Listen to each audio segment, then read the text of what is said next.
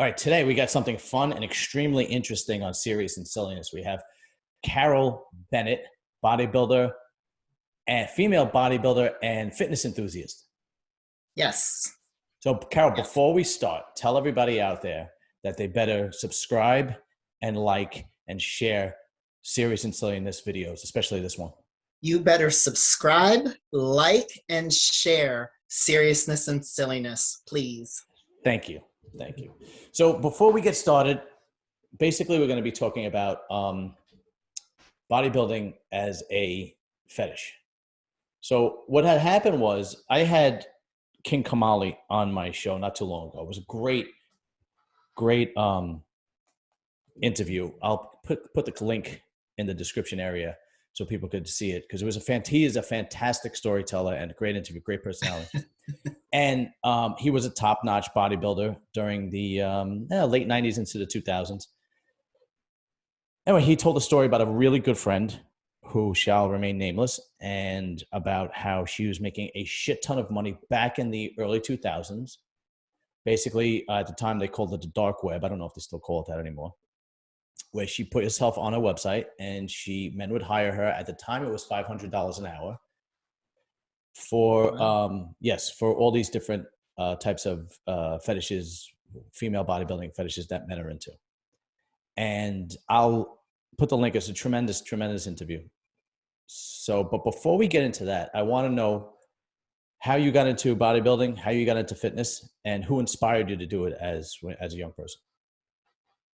Well, I think the first time that female bodybuilding came on the radar for me was I saw a picture of Kay Baxter, and she was throwing up a front double bicep, and she was in a gold lame bathing suit.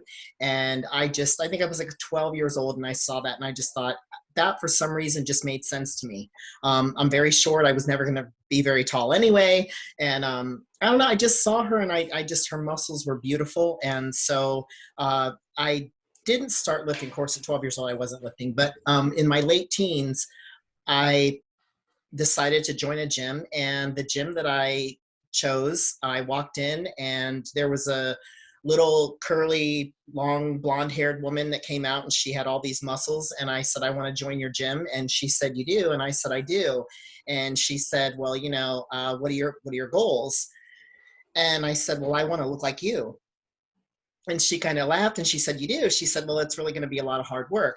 So I said, okay. And I said, well, I kind of want to bodybuild. And she goes, no, you don't want to bodybuild. She said, I tried that. She said, you want to power lift. That's what you really want to do. Oh. She said, because it's more fair. She said, it's way more fair, because she said, you either get the lift or you don't. It's not as subjective. That's true.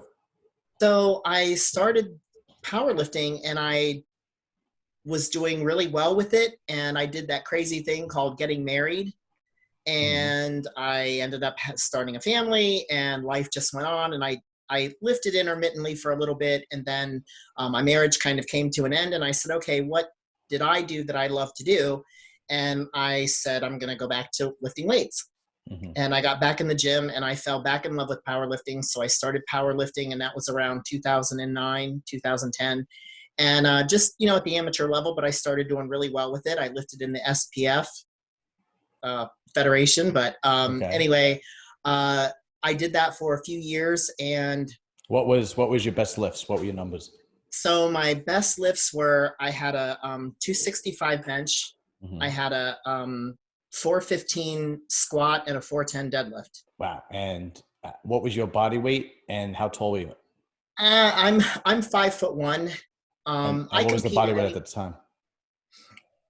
I think I was 198. I was a heavy girl when I powerlifted. Yeah, you're big. Yeah. And so yeah. And was that equipped or raw? I'm sorry? Was that equipped or raw? Raw. Oh, that's even more impressive. Okay. Yeah. All right. So continue. So anyway, I met a friend through powerlifting, and she was starting to transition into physique, and I didn't really know if I was going to continue powerlifting or not. I had a couple life things that came up, and just wasn't sure what I was going to do. And she said, hey, I got this crazy idea. I'm getting ready for a show, and I think you should contest diet with me. And so I did, and I did it a few more times. But that first time that I did it, I got down, and I actually saw what was underneath all the powerlifting fluff. So I thought, wow, there might be something there. And oddly enough, that's sort of how I figured out that bodybuilding kind of had a whole other kind of sub-world attached to it. Oh yeah. And but that was how I got started. And I did a couple more like mock preps because I was pretty heavy. So last year my friend said, that's it, you need to compete, this is done, COVID's over, all this stuff. So I said, all right, let's do it. And I competed last April at the Charlotte Cup in 2021 in Charlotte, North Carolina. So just my very first show at 52 years old. That's fantastic. And, yeah, so I placed second in overall, and then of course I won my class because there's not too many 52-year-old broads out there, Yeah. So, but it was good, and it was a great experience. And I love it. I love the sport. I love female bodybuilders are great, awesome women. They are. I have this joke, and I say there's a direct correlation to the personality as to the class in bodybuilding. So the best personalities and the most friendly and most helpful women in bodybuilding are female bodybuilders. Amen. And then it gets worse as you go down. and by the time you get to women's bikini, you want to blow your brains out. Yeah, I was going to say something. I won't say it. Yes, I strongly agree. Yeah. How far are you going to take it? Are you going to continue to compete? I would like to. I don't have plans so far this year to compete, but yes, I do want to do it again. Okay. I thought I would be a one and done, but that's not going to be the case. You got bit by the bug. I did. Yeah, I did. I competed a bunch of times. You can see the trophies in the back, but they were all NPC shows. I never did a national level show. Okay. And I, as an NPC competitor, I did pretty good. So my problem was I had good symmetry, and my conditioning was really good. I would diet my ass off and do whatever my coach told me. But my biggest problem was I just never had enough size. I got you. And I knew that if I won one middleweight class, then I moved up to light heavyweight, and the best that did is light heavyweight was second in the open, and I've won every masters division. I've won the overall. But I knew, thank you. But I knew that if I was going to go do the nationals or even the masters nationals, I knew I was going to get my ass handed to me. I knew it because I remember the show that I was thinking of doing was, oh God, what's the one that they have in New York every year? It's the only national level show in New York. When they moved to New Jersey, I forgot. I can't help you there. I'm not sure. I forgot the name of it. But anyway, the overall winner was John Meadows. Oh. Yeah, exactly. I mean, I loved him. Yeah, rest in peace. But the man was amazing. And I remember looking at him and going, "There's no way." I just knew my limits. I was like, "There's no way in hell I could do that." And then I just went, "Oh, fuck it." That's the thing. I mean, bodybuilding, it's such a, it's a journey. I mean, I hate to say that because it's so cliche, but it really is. And it honestly is something that, because it is such a subjective thing, you really have to love it, and you really have to do it for yourself. Because like you said, there comes a point. My conditioning is not my conditioning. I mean, it was the leanest I've ever been, but it was not, I wasn't lean enough. It wasn't. I qualified for nationals, but I don't belong on a national stage yet, and I know it. Right. It wasn't it wasn't Rita West chiseled. No, it was not. Yeah. And unfortunately, that's where you got to be. Savannah Pro, by the way, I went down and saw. I couldn't believe it. She looked amazing. It clearly, and I have yet to meet a person that has told me they did not agree. From the back, clearly the best back, and I'm talking from ankles to wrists. Right? I agree. A hamstring, 100%. Calves, hamstrings, glutes, lower back, rear shoulders, delts. I mean, traps, buys. It was just from the back. It was amazing. It was amazing, and I was like, wow. Anyway, yeah. So getting back to the King Kamali thing. So I had done one interview with Leah, Dennie, who was a tremendous bodybuilder. She won the New York Pro last year, and I watched it. Oh, okay. Thank you. Yeah. And we did maybe 2 minutes on the women's, but it didn't, she didn't really have much to basically put in. It was basically, yeah, I know a lot of girls do that. And then we got into like basically the idea that, women have to make money because there's not too much endorsements out there, which is true, and so on and so forth. And that video got, I think, almost 3,000 views or something like that. So I said to myself, I'm tapping into something here, right? This is more common than you think. So I spoke to you, and you were happy enough, and I'm grateful that you decided to come on and we could talk about it. So last night I was doing a little bit of research, and I came across a particular website, but apparently there's plenty of websites. And this particular website is nationwide. You could click on any major city, and you click on any major city, and then it gives you a list of women that you can pay to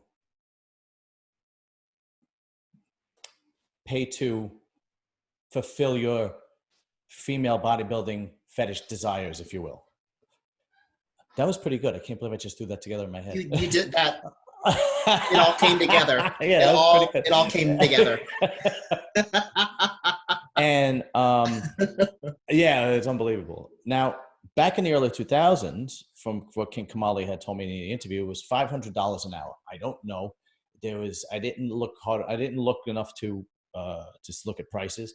And I certainly wasn't going to email anybody, because if my wife finds out, then I'm up shit's creek, right? So I'm not going to do that. Right. Like, what's this history search? Are we looking at it? Yeah, exactly. Right.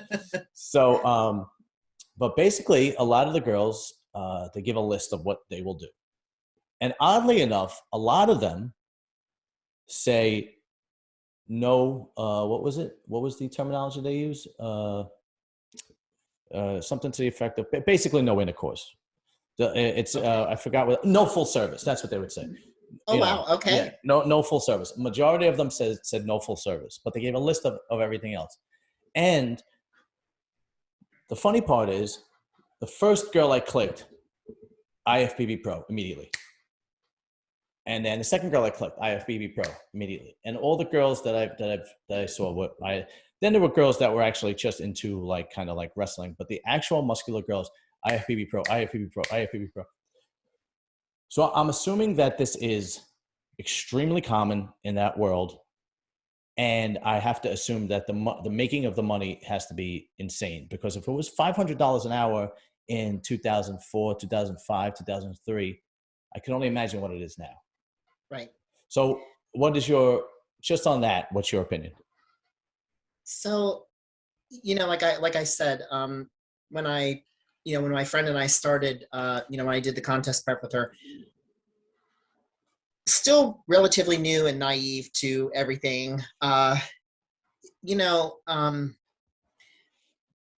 She said, you've got to have an Instagram account. And I said, okay. So I made an Instagram account and I started posting. And I think I made like a post. I had a white bathing suit on. I was just starting. I was really starting to, look pretty good. And excuse me. And I posted it and I started getting messages. Mm-hmm. And, these messages were like, show me your feet, or, just, like bizarre things. Mm-hmm. And I thought that's weird, and I didn't respond to any of them. And as time went on, fast forward to now, with all the, I've posted, I've gotten better about posting and those sorts of things. Social media has kind of been a little bit of a thing for me to navigate and look through. So I kind of made my way through and I've posted things. And I've noticed that, there were a lot of DMs, do you do sessions? Mm-hmm. And I was like, sessions? What is this? I don't even know what that is. What are you talking about? Right. And, so through the grapevine and just, kind of talking to other female lifters and female bodybuilders, turns out there's this whole thing going on, and I don't necessarily think that it's a bad thing. I think it kind of gets a stigma attached to it. And I think, people don't really want to talk about it, but I think in some ways there are things in female bodybuilding that I think we need to be able to talk about a little bit, because I think it's helpful to anyone that's coming into this sport or thinks that they want to do it, to just kind of be able to know what's out there and be able to navigate it and decide what they want to do. Sure, absolutely. So I kind of thought, well, what is all this stuff? And I started researching it a little bit this summer, and just looking into it. And I thought, well, where did all this come from? I don't understand why are people looking at female bodybuilders as anything but athletes? Because to me, I've always looked to them as athletes. Right. Yes, you can't deny that women bodybuilders are muscle sexy on a woman. It's not common. And, it is something that gets noticed, sometimes in a positive way, sometimes in a negative way, but most of the time in a positive way. So in looking into it, I thought about it, and I remember, I'm really dating myself, but I remember back in the 80s, flipping through the muscle magazines. If you went to the very back of the magazine, there was a picture of, like a girl, and she had a dude in a headlock, and it was right. like, call 1-800, to have a right. session with a female bodybuilder. And I thought, well, this has been going on since the dawn of time in female bodybuilding. It has. It's just that because there was no internet then, and there was no social media, you didn't know about it unless you were flipping through the bodybuilding magazine. Yeah, or you were heavily involved or entrenched in that life somehow, some way. Absolutely, yes. Yeah. So, and then, and to go, kind of one step further with it, as I said, my friend and I, we got ready for a show together, and of course she went on to do the show. Well, she was asked by a couple of the photographers to do photo shoots. And she said, yeah, and I have a friend coming with me. And they said, well, we'll do a photo shoot with her too. So we got there, we were doing our photo shoots. We're not asked to do anything inappropriate or anything like that. The guy said, just bring, a couple sexy outfits to change into, and we'll take pictures. So we did that. And there was paperwork, I had to be 18 or older, I had to sign everything. And he paid me $300 and said, here you go. And I mean, we took pictures for maybe an hour and a half. And, it wasn't anything, I was, it was fun. And, she was like, we had a girls' weekend, we had fun, I competed, we took pictures, we're like second graders anyway. You made an extra $300. Absolutely. Right. We covered our hotel room, whatever. And I noticed that those pictures, what I did when I was signing those papers was I signed away my rights to those pictures. So those pictures were now his property, and he could distribute them anywhere and any way he wanted. I see. Okay. And I sort of knew that, and then of course, they send you a disc with all your pictures on it, but they get to choose what they post. I see. So, if he picked a picture that I didn't like my hair in, or I didn't like a fold of skin, or I didn't like, and my friend kind of warned me, she said, you sort of have to be careful. I mean, if you have a nip slip, they're just waiting for that, because that's what they want to see anyway. Right. Won't tell you, so my takeaway from that was, that you just have to know, and it's flattering if you're getting into this and you get in the best shape of your life, and you've maybe always been a chubby girl, or you've been whatever, and all of a sudden you look fabulous, and somebody says, hey, I want to photograph you. Absolutely. It's flattering. Absolutely. And not only is it flattering, it's also even more flattering when they offer to give you money for it, right? 100%. Absolutely. You do that, and then like I said, those things, those images are no longer belong to you. So I don't know if they're somewhere in Europe on some crazy site or something. I have no idea what happened to them, but I guess, to fast forward to today with the amount of social media that's out there, and at the time when I did that, there was no OnlyFans. There was Instagram, but there was no OnlyFans, or maybe some of these other sites that you say exist. And I, at first when I heard about the OnlyFans, I thought, and everybody makes fun of it, right? Everybody's like, oh, they must be an OnlyFans girl, or they must be, oh, she must do that. Here's the thing. first of all, if you are doing OnlyFans, your content is your choice. If That's you right. choose something that is, risque, or you choose to do soft porn, or you choose to do something pornographic, that's on you. Mm-hmm. And you control your content. So if you don't have to post a picture you don't like. That's right. You don't have to do anything in those photos or any of those things if you don't want to. Mm-hmm. So I think it's empowering in some ways for women Yeah. to be able to control their content and do it. And hey, there are some girls out there that are doing unbelievable content. Mm-hmm. I mean, they're really good at it. Yeah. Do you know what percentage OnlyFans takes from your profit, from your money? So I was looking into it, and I thought, well, let me read about this company and let me see what they offer. They actually, I'm pretty sure I read it correctly. They take 20%, you get 80. Yeah, I heard 40-60. I don't know. Maybe I thought that's what I read was 20/80. It could be, you could be right, but I heard that it was 40-60. Either way, it's a lot of money because you still, think about it. Like, all right, you say $10 a month, you still have to pay taxes on top of that, right? And then they're taking 40% of, or either 20 between, let's say between 20 and 40. Let's say that's a lot of money. Yeah. And the idea that girls are making a ton of money on OnlyFans is slightly exaggerated. There might be the top 1% or 2% that I'm making, but the top 5%, and I only know this because I have interviewed OnlyFans girls, the top 5% are just cracking six figures. So it's the girls that already have a name, just like anything else, and they're taking their clothes off. And so the rest of that 95% is basically like a secondary income if they stay on top of it, and they need to stay on top of it just like anything else, right? Right. So let me ask you this.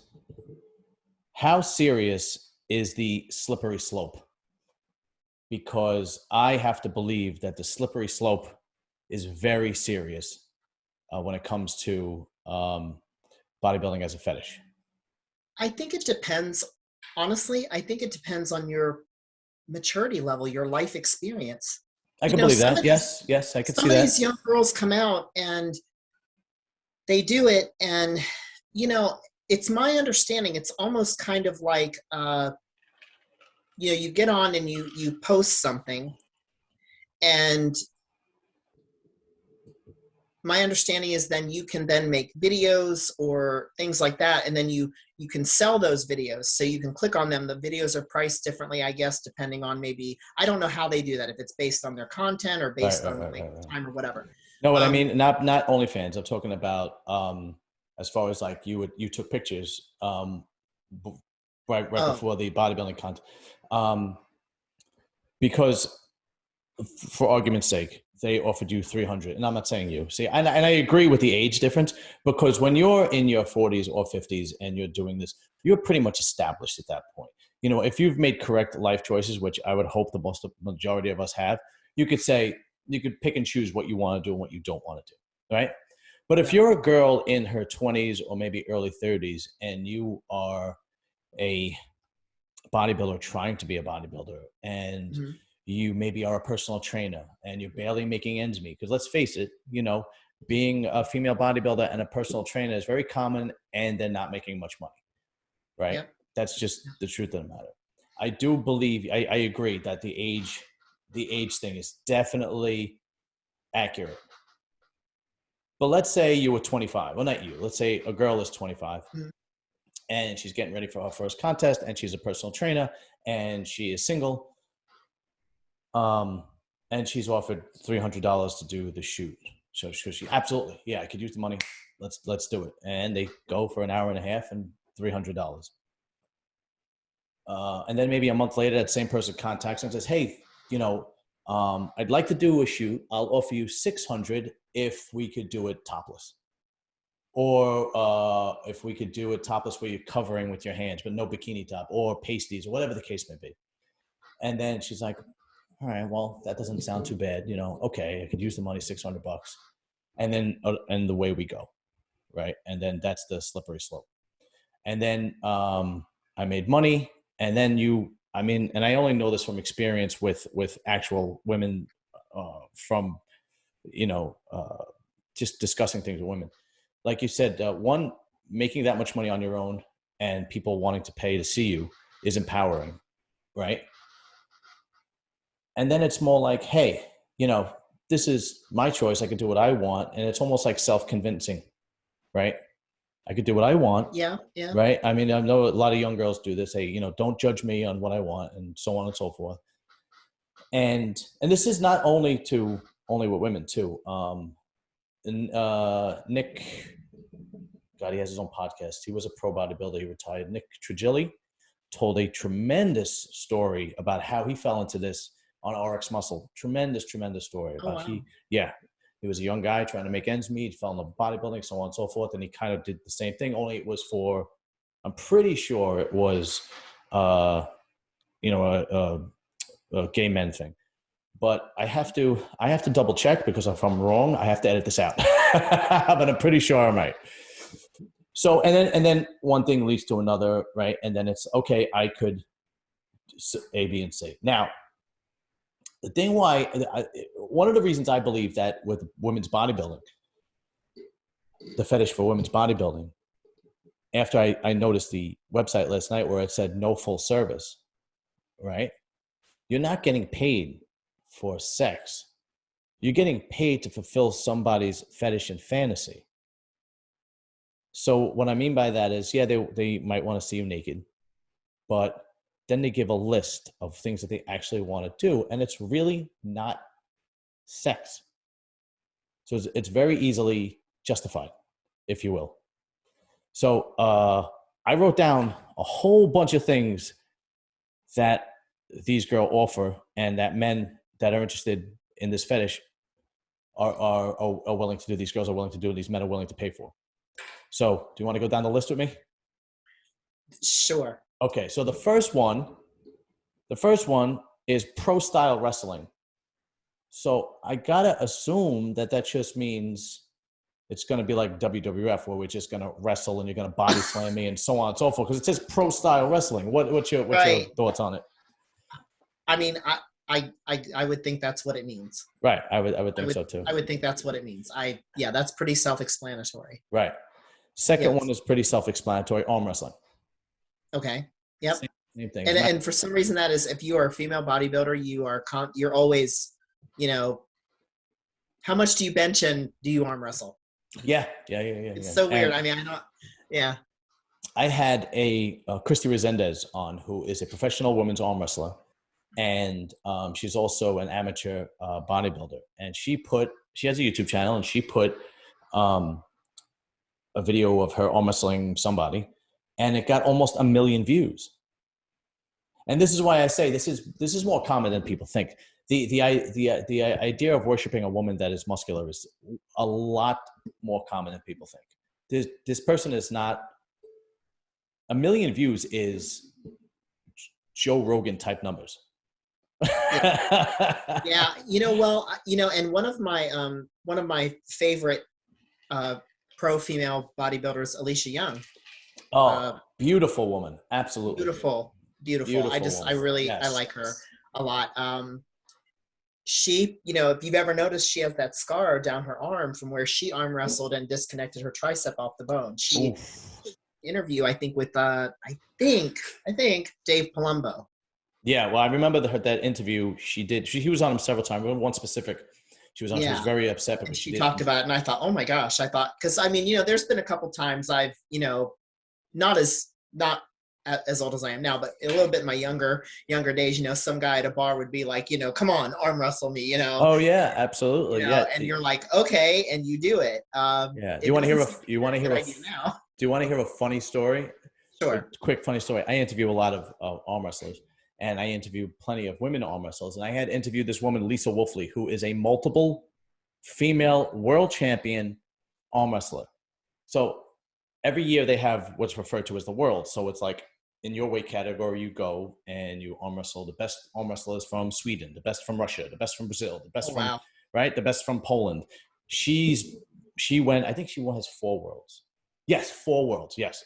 So that means she went to those and beat every woman in that country in her weight class, right? Wow. So she lives in Las Vegas. That's really Yeah, no, she's believe me, once I'll send you a couple of interviews with the girls. It's unbelievable. She lives in Las Vegas. So obviously a lot of nightlife. So every once in a while she'll go out and she's obviously very fit. So she wears, a sleeveless shirt or a nice halter top or whatever the girls wear. And she shows, she's very muscular. Not very muscular, but very fit. And so right away she's at the bar or she's at the club or whatever. And a guy goes, come on, you want to arm wrestle? Let's arm wrestle. And then she goes, well, first of all, how much money do you have in your pocket? Nice.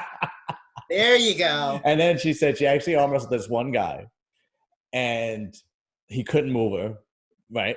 And then she slammed him down and he actually fell off the stool and flipped over. And then he said, next time you have to be careful who you ask to arm wrestle. And then she told her who she was. Nice. Yeah, it's really funny. Nice. Really funny. Oh, yeah, you never know. All right, so the next one after arm wrestling is belly punching. So I'm assuming a guy just stands there and a very muscular woman just holds off and punches him as much as possible, as hard as possible. I don't know how many times. I don't know. I would love to know how much money you pay somebody to punch you in the stomach. I don't even know if I could punch somebody in the stomach. I mean, I'm a lover, not a fighter, first of all. Yeah. I mean, this list gets worse. I've never been asked for that, but anyway. Okay. All right. The next one I kind of need your help on because this says scissors beatdown. I don't know exactly what that means. Does that mean you're in a chokehold and sit with your legs? Because when you think scissors, you think of legs, and you think of the girl. I would assume that's what that means. I don't know. I assume the same. So basically, it is where a girl has you in a chokehold between her legs. So it's a scissors beatdown. I have been asked to crush fruit. I've been asked to crush.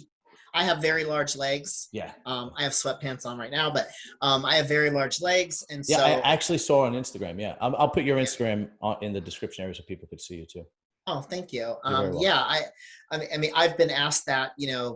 I've been asked so many times to crush a watermelon. I don't understand what the draw is with it, but for some reason, it is something that people like to see. Yeah, it's so I gotta assume that it's basically, I gotta assume that scissoring means that you have his head in between your legs. You said you have sweatpants on. Is there any way we could see? You don't have to take your clothes off. Is there any way we could see how big your legs are, how thick your legs are? If you could stand up and show them, don't take your clothes off or anything like that. No, I'm not going to take my clothes off. All right, good. I can quickly put on a pair of shorts. Okay, go right ahead. Yeah, please. All right. Thank you.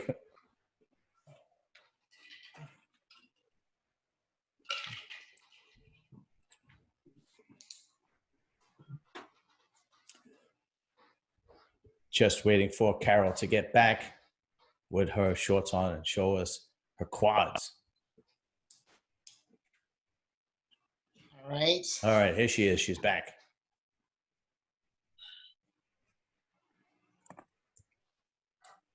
Oh, yeah. Wow. That's amazing. That's absolutely amazing. Wow. Yeah. That's absolutely amazing. Your quads are as big as mine. Wow. Yeah, that's tremendous. You can tell the hard work that you put into. Well, I can't grow up, so I have to grow out. Yeah. I'm only 5'8". I had the same issue. Same thing. Yeah, that's tremendous. So yeah, apparently that is that's something that people want to pay for. Okay. The next one was vague. It just said dom session. So I'm assuming dominant sessions. So when we say dom sessions, what do you think? I'm thinking of a girl with a whip and high heels and. Yeah, I think so. Like I said, I'm a fan of female bodybuilding. Love a lot of them. Don't want to name drop or anything, but she puts a lot of her stuff on Instagram. Lisa Cross. Yes. She's the Lisa British Cross bodybuilder. does a lot of. She does a lot of at least pictures Right. where she's, dressed very dominant. Okay. Um, Right. Yeah. She is a British bodybuilder, right? yes, Yeah. yes, Another absolutely beautiful woman. Yeah. That's right. Yeah. Definitely. absolutely, yeah. Yeah. Yeah. That's right. Um, then it says tag team matches, which I have, I would assume you need more than one woman. I would assume that, Yeah. yes.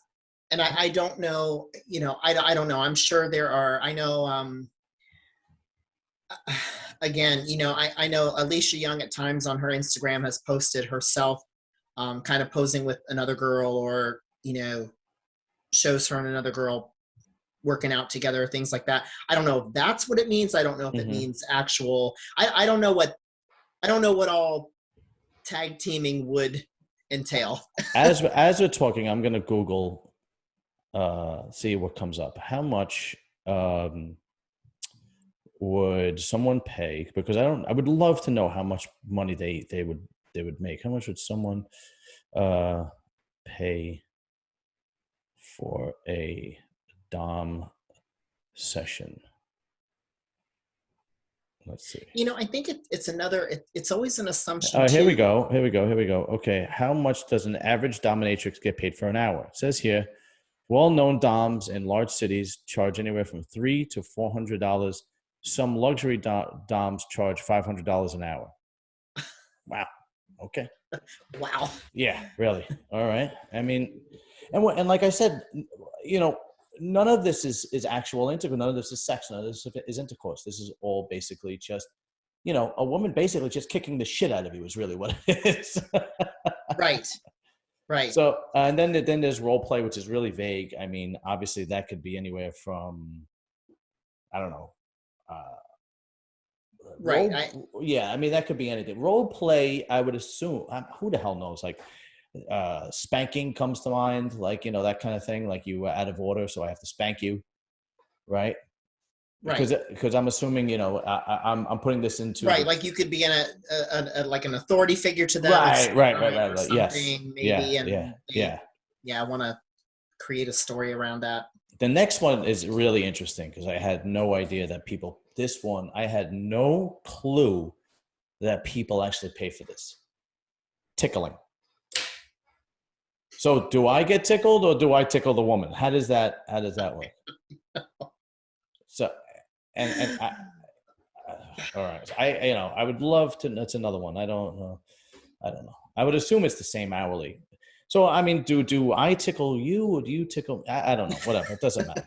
Okay. The other one is, that's just strange. Tickle. Right.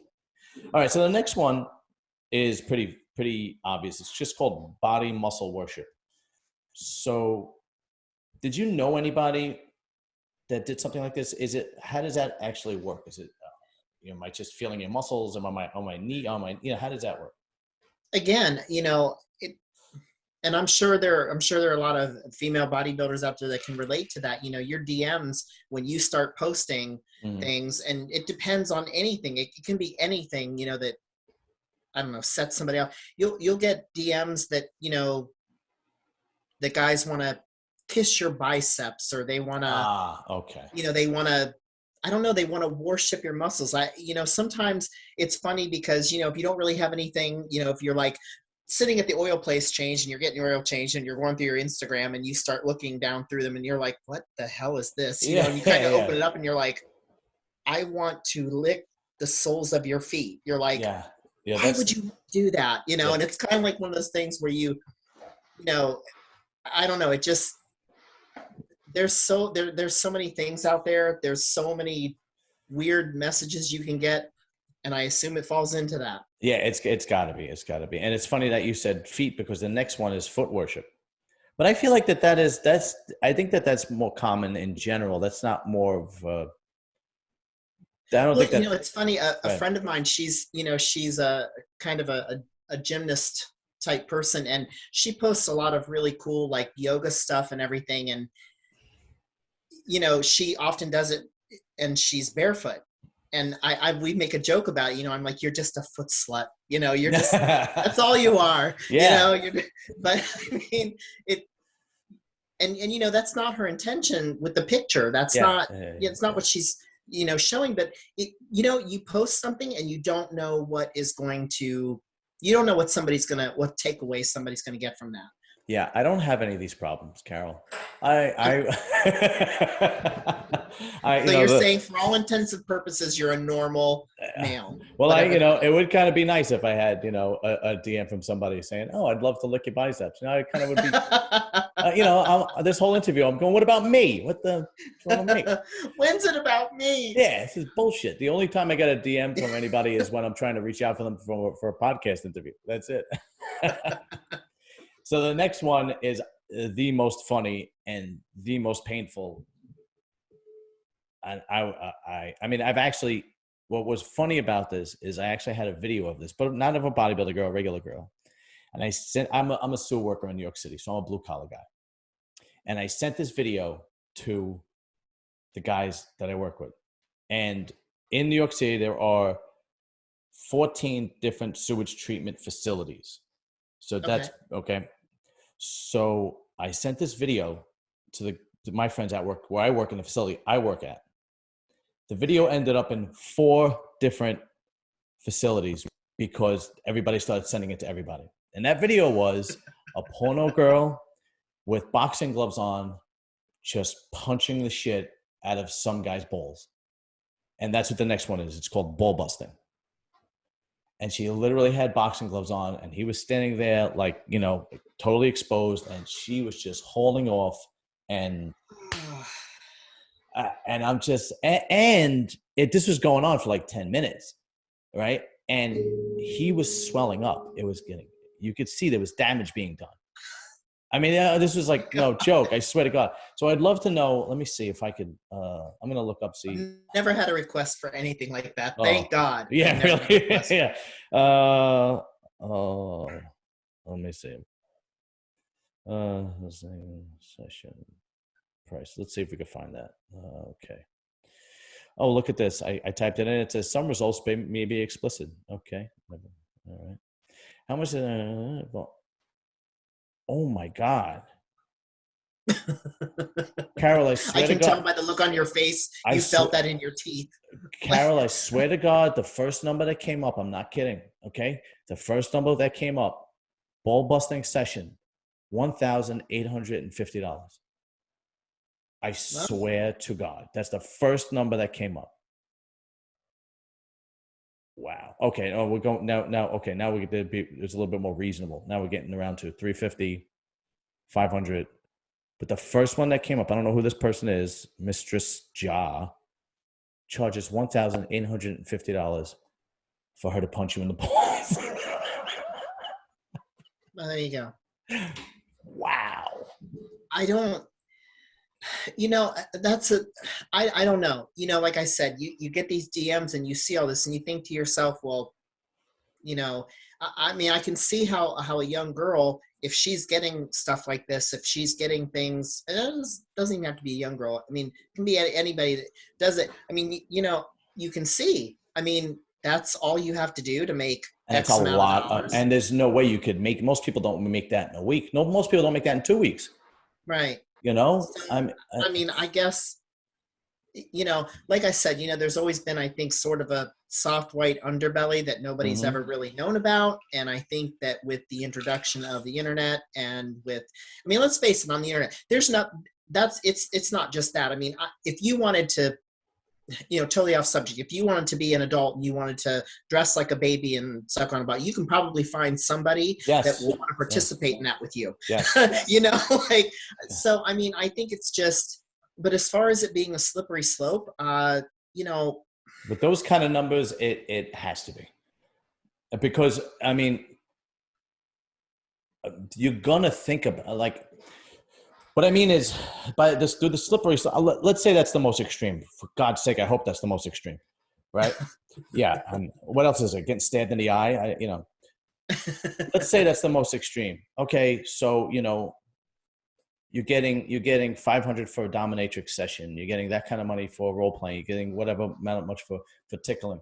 And again, this is not full services. It's not intercourse. It's easily justifiable, and it's money that is very difficult to earn for the average person. So I have to believe, and let's face it. Let's really face it. if you are a competitive bodybuilder at the national level or in a pro level, it is expensive. It is an expensive sport, especially for women. Yes. I mean, run down, how much was your outfit? Just your outfit? I really have been very fortunate. I mean, I can do my own hair and makeup because I have my cosmetology license, Oh, that's good. A friend of mine who has competed did my tan for me. Right. But my suit I did have made by Christy Guyton, and she, I told her I just needed kind of a basic suit. It was still $400. Yeah. And that's not, that's not. Yeah. For women, lower end. So. Yeah, women bodybuilders are definitely the most expensive because men don't have to worry about makeup and hair and nails, and they don't have to. I mean, men's bodybuilding suits are, just covering the Komasikama and that's it. Right. But with women, it's hair, nails, makeup, the suit, the shoes too. A lot of the girls have to wear shoes on stage and so on and so forth. And if you cross over, right? So if you cross over your entry, your fee, your NPC fee, or right. Your food, your coach. That's right. Your diet, all those things cost. Supplements. Yes. Yeah. Everything. I mean, it's. Explain what crossing over is for people that don't know. I'm sorry. Explain what crossing over is for people that don't know in bodybuilding. So when I did my show, for instance, I was gonna just do my age, mm-hmm. which it was 35 and over. Mm-hmm. I was just gonna do that, and my friend said, no. You need to do open. You need to do that too. And I thought, God, I'm gonna go stand next to some 25-year-old girl, But I said, okay, I'll do that. So I did two of those categories. Mm-hmm. Right. So I paid my fee for the open, and then I paid my fee for my master's division. Right. And if you want to do novice, you can do novice. I did not choose to do that, but you can do, just because they didn't have it actually at the show. I wanted to do it, but they didn't have a novice category in bodybuilding. Mm-hmm. So you can do novice. And there's also a category called true novice, which I'm not really quite sure what that means. True novice and then novice, and So, and the girl that I competed with, not only did she compete in bodybuilding, she also competed in physique. So she even crossed. Which she means she needs two suits. I don't know if she needed two suits. Because I know the figure and the physique suits are different. I'm not sure about the bodybuilding. I think bodybuilding and physique those suits can be somewhat the same. Okay, I think if you're in physique, they should probably be hers was pretty fancy. Mine was sparkly, but pretty basic. So, so yours was basic and it was 400. Yeah. Right. Okay. And not only is it probably the most expensive to do for a woman in that world, women bodybuilders now I'm being specific to women bodybuilders, they make the least as far as endorsements go. Absolutely. Like, women's a bikini and figure, and now they have the wellness, which is ridiculous, but whatever. Basically it's bikini with a big butt. That's really what it is. Anyway, they'll get endorsements easier than women's bodybuilding because they could more mainstream. They could appear to the masses more. But a lot of women, they don't make a lot of money with endorsements. A lot of the times they don't make any money with endorsements, Right. I had interviewed Rita West, and she is endorsed by Blackstone Labs, but it's commission based only. I also interviewed Donna Salib, and she's endorsed by Gaspari, but again, it's commission based only. It's not like, your Kai Green and Red Con One is giving you $30,000 a month. That's not happening. So not only is it the most expensive, but it's the least amount of money you could possibly make in that world. And then somebody offers you to get punched in the balls for $1,800. Sounds like a no-brainer to me. Right. Right. And that's the thing. I mean, is this a private session you have with somebody? Is it recorded? Is it video? Does it go viral? Are you out there? Are you exposed? Are you, for doing something like that? Like what is the, if you were doing it just as a private session and you weren't telling anybody about it, and you and this person that you were punching in the balls is just between the two of you, then yeah, I don't know. I think, it's an individual choice, right? Yeah. Yeah. The more life experience you have, you might think, well, I'm not really sure what I want to do in bodybuilding. I'm not really sure where I want to go. As I talked about it, one of my friends said, make sure that if you're going to do it, whatever you do, it's going to be out there. Right. Yes. If you're afraid of it and you are afraid that is going to, your grandmother's going to see it, or your parents or your children, or, you either are going to have to talk with them first that's something that might go out there, or you just going to let them find it on their own because, maybe eventually it will come out. And, the only thing I can say to that is, I don't know. I hope people are decent enough that if they have a fetish and they, and you provide them with that service, that, they can be a decent person about it, Yeah. I don't know how it's structured. I don't know if there's legalities. I don't know if it's just, a handshake, and I have no idea if it's just an unspoken law. I don't know how it's structured. Right. I don't know. Maybe in the future I can get a girl who actually does it, and then I could just block her face out and change her voice if she wants to do the interview. But that's something in the future. But think about it. One ball busting session covers your entire cost to doing a contest. Right. I wish somebody would ask me to punch him in the balls for $1,850. I'd fucking cripple him. See this baseball bat? This is where I know. Like I said, and I've gotten, like I said, I've gotten weird DMs. I've talked to other girls. They're like, oh yeah, and what's funny is when you get a DM and another girl gets a DM from the same guy, and it's, I guess it's a small world or whatever. Yeah. And you just, like you see things, and, probably after a while, you see so many of these in your DMs, you're like, well, why aren't I doing it? Because obviously, what are you going to do? Do it? Are you going to do it for free on Instagram, or are you going to, are you going to sign up for one of these gigs and do it? Like you said, it's got to be a personal choice. Absolutely. Isn't it? I'm sure. And, I don't know. There's a lot of stuff like that out there. I'm having a hard time understanding the fetish side of it, because I feel like, like you said, there are not a lot of ways for women to make a legitimate living at bodybuilding. There may be some, or, they may springboard into something else or whatever. But, yeah, at the end of the day, if this is what they want to do, the late, great Joanne Thomas, if you ever watch Super Size She. Yes, that's right. She clearly states in there that she did webcamming to support her bodybuilding career. Yeah. The majority of, I apologize. Go ahead. I was just going to say, I remember that her parents were aware of it. She didn't lie about it to her parents. She told them. Yeah. Well, the majority of the girls that I've interviewed, I think all of them that were pro bodybuilders, have full-time jobs. And, like Rita obviously has blood iron barbell, and she does all kinds of other things. She was actually just in a movie. Leah, Dennie has some kind of corporate job. I'm not exactly sure, but she has some kind of executive position in the corporate world. I don't know exactly what she does, but all the majority of the girls that I've spoken to have, and thankfully, they don't have to do something like that. But like you said, there are girls that grab the passion, and that's what they want to do. Like, they want to personal train, and, let's face it, there's personal trainers are a dime a dozen. And, it's you're not making much money. Maybe once you establish a clientele, you will, but not at the beginning. And these things, like you said, that you don't even have to go looking. It drops off in your DMs. One more question, and I'll let you go. What was the strangest request that you've had besides the fruit thing? I got it. And a lot of times they don't speak very good English, so a lot of times it's from some other country.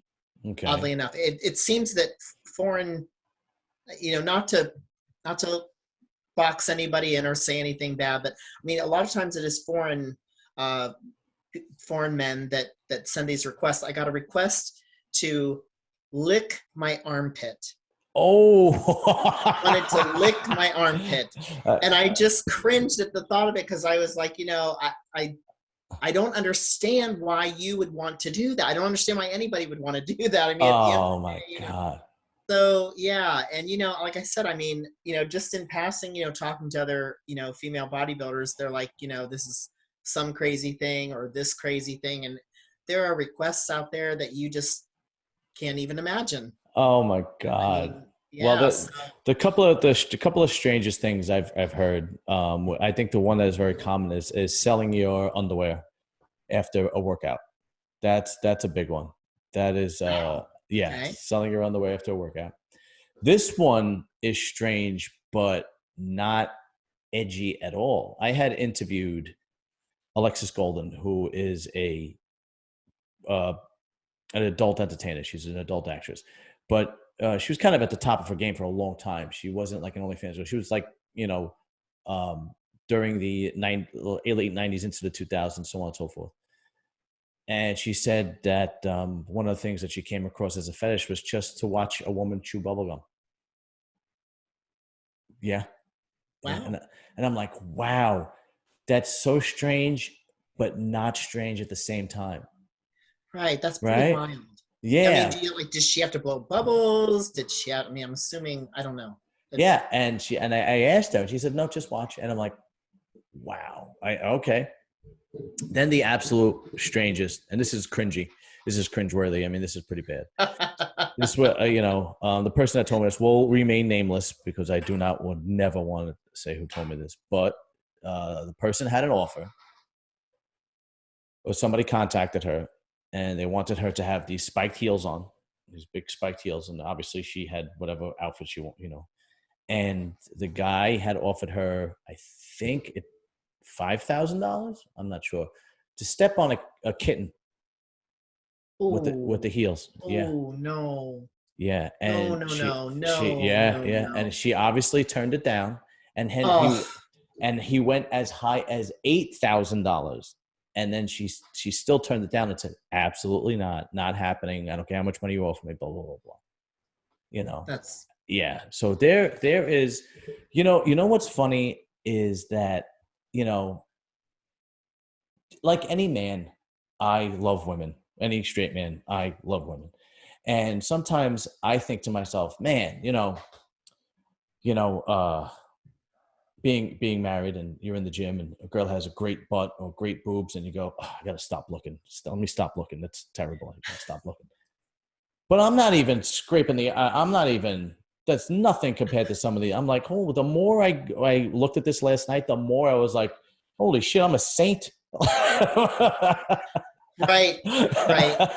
I guess, sometimes I don't know. And like you said, it can be a slippery slope. And I think that girls at first, like you said, think, oh, it's not that big of a deal. Right. I'll do that. But I think that the requests become more and more and more. And then I think before you know it, you're down a rabbit hole Yes. you didn't realize you were going to be. Yes. And I want to, that's why I caution girls, that start out, that think about doing that. I'm not saying do or don't do it. Do what you're comfortable with.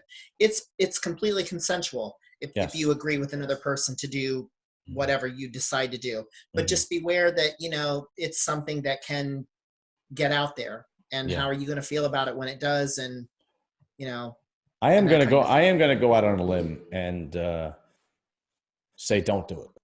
Because I think it would, like I said, I think it would lead to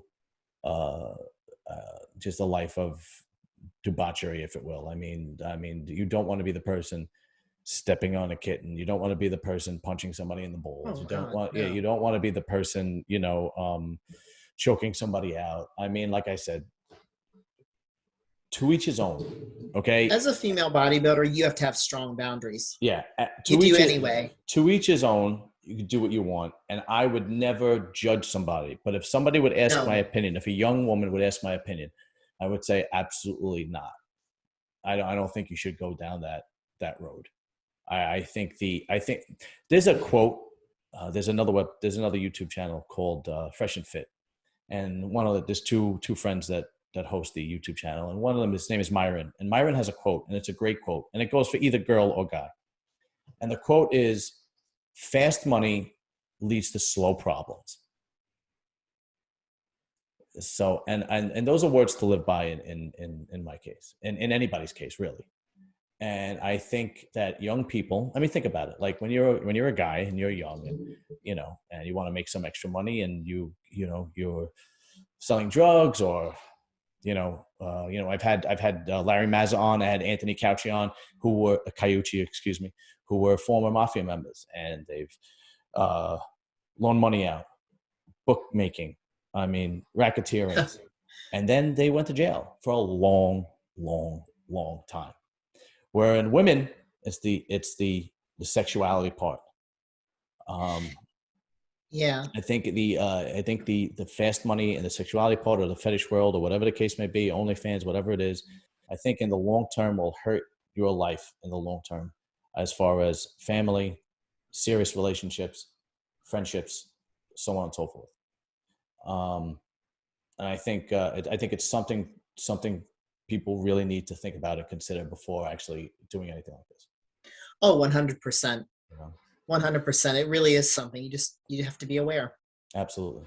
Well, Carol, I'm going to let you go. I really appreciate you coming on.